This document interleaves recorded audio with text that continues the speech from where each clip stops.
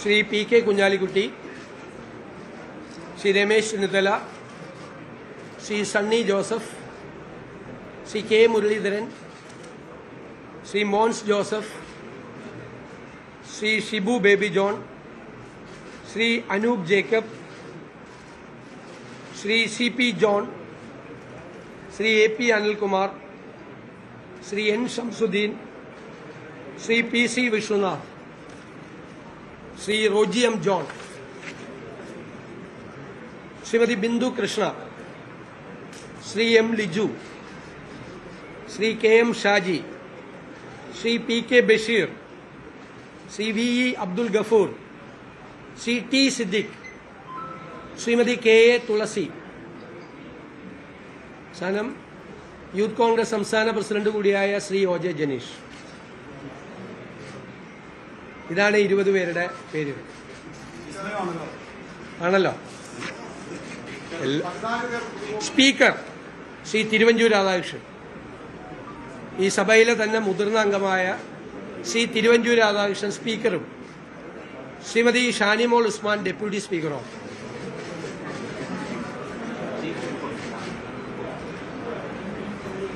Chief whip അത് കേരള കോൺഗ്രസിനാണ്. അദ്ദേഹം Shri P J Joseph sir അത് പ്രഖ്യാപിക്കും.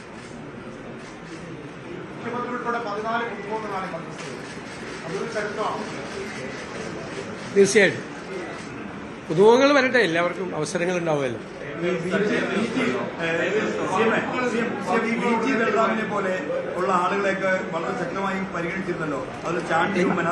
ഞാൻ പറഞ്ഞല്ലോ, ഇതിൻ്റെ അകത്ത് വരേണ്ട ചിലപ്പോൾ ഇതിൽ വന്ന പലരേക്കാളും അർഹതയുള്ള ആളുകളുണ്ട് പുറത്ത്. പക്ഷേ നമ്മൾ നോക്കുമ്പോൾ നമുക്കറിയാലോ, ഒരു പാർട്ടി ഇത് നിശ്ചയിക്കും. കോൺഗ്രസ് പോലത്തെ ഒരു പാർട്ടി തീരുമാനങ്ങൾ എടുക്കുമ്പോൾ സോഷ്യൽ ബാലൻസ്, റീജിയണൽ ബാലൻസ് ഇതൊക്കെ നോക്കണ്ടേ. അങ്ങനെ നോക്കുമ്പോൾ അർഹതയുള്ള 63 പേര് ജയിച്ചു വന്നിരിക്കുകയാണ്. ചരിത്രത്തിലെ ഏറ്റവും വലിയ വിജയമാണ്. അപ്പോൾ അതിൽ കുറേ ആളുകൾ, എല്ലാവരും അല്ല, കുറച്ച് ആളുകൾ ഉറപ്പായിട്ട് വരണ്ട. പക്ഷെ 11 ഉള്ളത്. 10 ഇതുവരെ ഉണ്ടായിരുന്നത് കോൺഗ്രസിന്, 11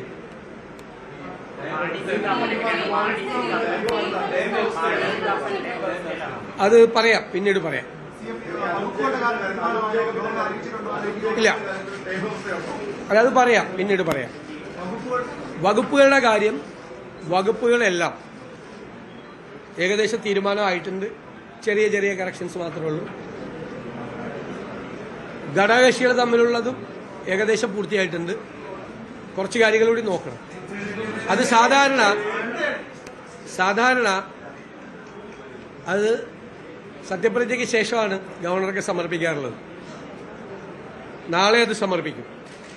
സമർപ്പിച്ചു കഴിഞ്ഞാൽ ഗവർണറുടെ അപ്രൂവൽ കിട്ടിയാൽ അത് ഗവൺമെന്റ് പ്രസിൽ കൊടുത്ത് ഗസറ്റ് നോട്ടിഫിക്കേഷനായിട്ടാണ് വരുന്നത്. പ്രഖ്യാപിക്കാറില്ല. അതാണ് അതിന്റെ കൺവെൻഷൻ.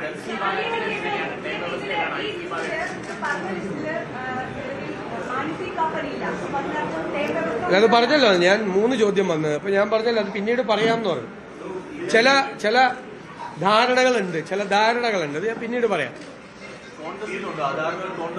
പറയാം, എന്തെങ്കിലും ഉണ്ടെങ്കിൽ പറയാം, അറിയിക്കാം.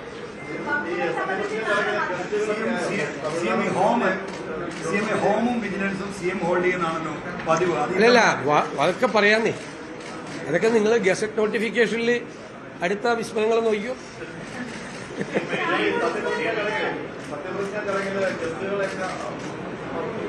അതായത് കോൺഗ്രസ് പ്രസിഡന്റ് ശ്രീ മല്ലികാർജുൻ ഖാർഗെ, ശ്രീ രാഹുൽ ഗാന്ധിജി, ശ്രീമതി പ്രിയങ്ക ഗാന്ധിജി, കർണാടക മുഖ്യമന്ത്രി ശ്രീ സിദ്ധരാമയ്യ, തെലങ്കാന മുഖ്യമന്ത്രി ശ്രീ രേവന്ത് റെഡ്ഡി, ഹിമാചൽ മുഖ്യമന്ത്രി ശ്രീ സുഖ്വീന്ദർ സുക്കു. അതേ, ഞാൻ NSU അഖിലേന്ത്യാ സെക്രട്ടറി ആയിരുന്നപ്പോൾ ഹിമാചലിലെ NSU പ്രസിഡന്റ് ആയിരുന്ന ആളാണ്. പിന്നെ കർണാടക ഡെപ്യൂട്ടി മുഖ്യമന്ത്രി DK ശിവകുമാർ. പിന്നെ അവിടെ നിന്നെല്ലാം നിരവധി മന്ത്രിമാരെല്ലാം വരുന്നുണ്ട്. അത് വരും, അത് വരട്ടെ, വരും, അദ്ദേഹം വരും. അല്ല, പിന്നീട് അല്ല, ഇപ്പല്ല, നാളെ പിന്നീട് നിരവധി മന്ത്രിമാർ വിവിധ സംസ്ഥാനങ്ങളിൽ നിന്ന് വരുന്നുണ്ട്. ബഹുമാന്യനായ പ്രതിപക്ഷ നേതാവ് ശ്രീ പിണറായി വിജയൻ അദ്ദേഹം ഉണ്ടാവും. BJP സംസ്ഥാന പ്രസിഡന്റ് ശ്രീ രാജീവ് ചന്ദ്രശേഖർ വരാമെന്ന് സമ്മതിച്ചിട്ടുണ്ട്. ശ്രീ ബിനോയ് വിശ്വം വരാമെന്ന് സമ്മതിച്ചിട്ടുണ്ട്. വിവിധ കക്ഷി നേതാക്കൾ ഉണ്ടാവും. ഏറ്റവും ബഹുമാനായ ശ്രീ പാണക്കാട് സാദിഖ് അലി ശിഹാബ് തങ്ങൾ ഉണ്ടാവും. എല്ലാവരും ഉണ്ടാവും. ഒന്നും തീരുമാനിച്ചിട്ടില്ല,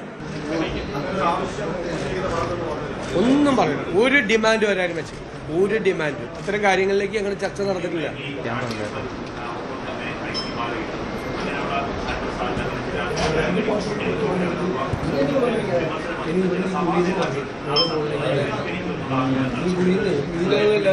ഇല്ല, എന്റെ ശ്രദ്ധയപ്പെട്ടില്ല.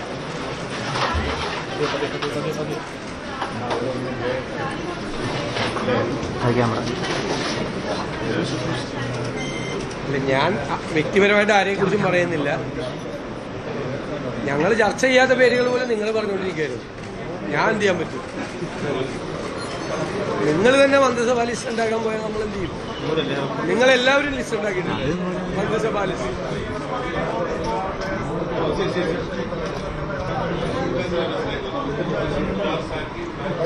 കഴിഞ്ഞ മന്ത്രിസഭയിൽ പട്ടികജാതി മന്ത്രി ഉണ്ടായിരുന്നില്ല. ഉണ്ടായിരുന്നോ? ഉണ്ടായിരുന്നു. ചരിത്രത്തിലാദ്യമായി 2 പട്ടികജാതി മന്ത്രിമാർ. സമീപകാലത്തെ ചരിത്രത്തിലാദ്യമായി കോൺഗ്രസ് മന്ത്രിസഭയിൽ 2 സ്ത്രീകൾ വരികയാണ്. ഒരു ഡെപ്യൂട്ടി സ്പീക്കർ നഫീസത്ത് ബീവിയെ കഴിഞ്ഞതിന് ശേഷം ഒരു ഡെപ്യൂട്ടി സ്പീക്കർ, മുതിർന്ന നേതാവായിരുന്നു നഫീസത്ത് ബീവി അല്ലേ, ഒരു ഡെപ്യൂട്ടി സ്പീക്കർ ഒരു വനിത കൂടി വരികയാണ്. ഒന്നും ശ്രദ്ധിച്ചില്ല.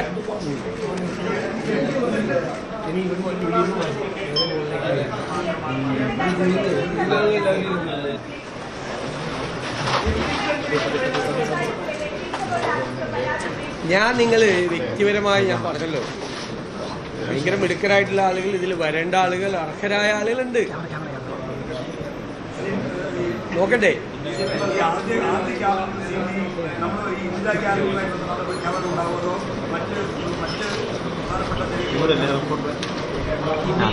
ക്യാബിനറ്റ് കഴിഞ്ഞിട്ട് നിങ്ങളെ കാണും, തീരുമാനങ്ങൾ പ്രഖ്യാപിക്കും. അത് നോക്കാം, നമുക്ക് പരിശോധിക്കാം.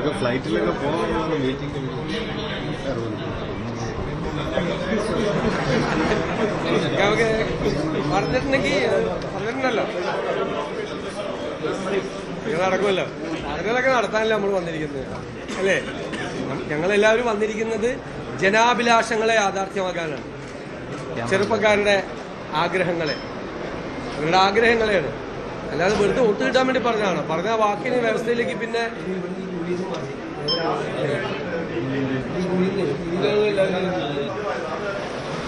നോക്കാം, നമുക്ക് ആലോചിക്കാം.